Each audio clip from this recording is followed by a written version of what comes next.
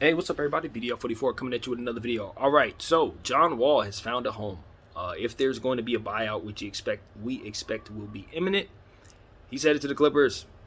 Now, this throws a huge monkey wrench in what I was hoping the Lakers would be able to do personally as a fan, but for the Clippers, I think this is an excellent acquisition. In fact, I think it could be a really good acquisition. I've always thought that the Clippers needed to get themselves a facilitator, and I've been calling them to task pretty much for the last 2 years in regards to this point.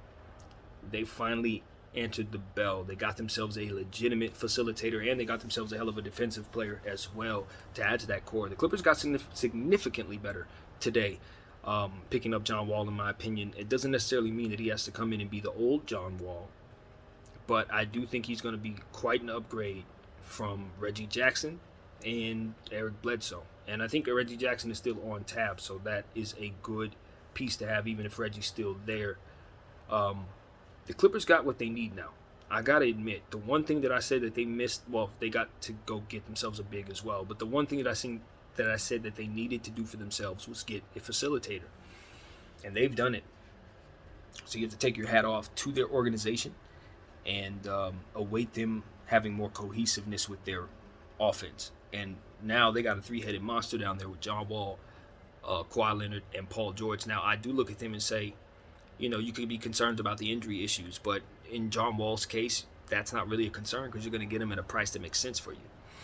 I think with his injury concerns, I think the smart way to build is to try to look for yet another facilitator if you didn't already pick one up. I'm not certain if they have one on their bench, maybe in the draft or something, but I think they should get a secondary one as well, just to be on the safe side. But that's a great piece for the Clippers. They should be extremely excited about what he can do for their offense. Kawhi don't have to be looking to make passes for people. He can just look to score more so. Paul George can kind of work into the offense, assist where he wants to, as opposed to kind of making it a part in an intent to try to make others better. So same goes for the other players on the team. This makes everybody who's a score first player focus on being a score first player. So I know Ty Lue's going to use John Wall in some fantastic lineups, and for those who are concerned about the Clippers in terms of them being a contender, I think they are going to be a contender. I definitely think that. Now, to how far they'll go will be determined by how well that team stays healthy, but I am not writing them off at this point. That acquisition was serious. So we'll see what they do with their big man situation. I do think they need to be targeting somebody.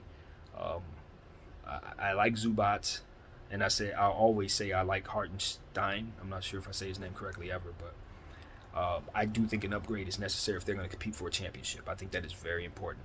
So that's the news, man. Now, as far as the Lakers are concerned, we're just having a bad day based on all of the things that we were hyped up to believe versus all the things that are playing out as they are. But the Lakers definitely have a plan B for their situation as it pertains to what they want to do. This doesn't change the fact that we still have to make moves in regards to getting rid of Russell's contract and bringing in somebody who can help us win now, because our mission is the same. We can't get Kyrie Irving. Okay, we got to look for our next player. Is it Zach LaVine? Is it Bradley Beal? Is it maybe we go in a different direction?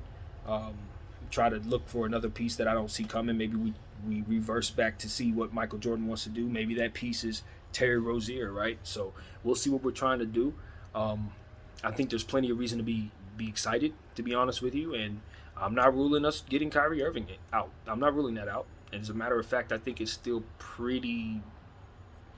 lined up, honestly, the same way it's always been. It's just the only thing that throws a monkey wrench in it is his statement, making his intent to play for the Brooklyn Nets. That's the only thing that would obviously make you say, okay, we're out of the game. But it's up to the Nets if they want to trade him. And they know if they do want to trade him, they know who wants him. So, situation's the same.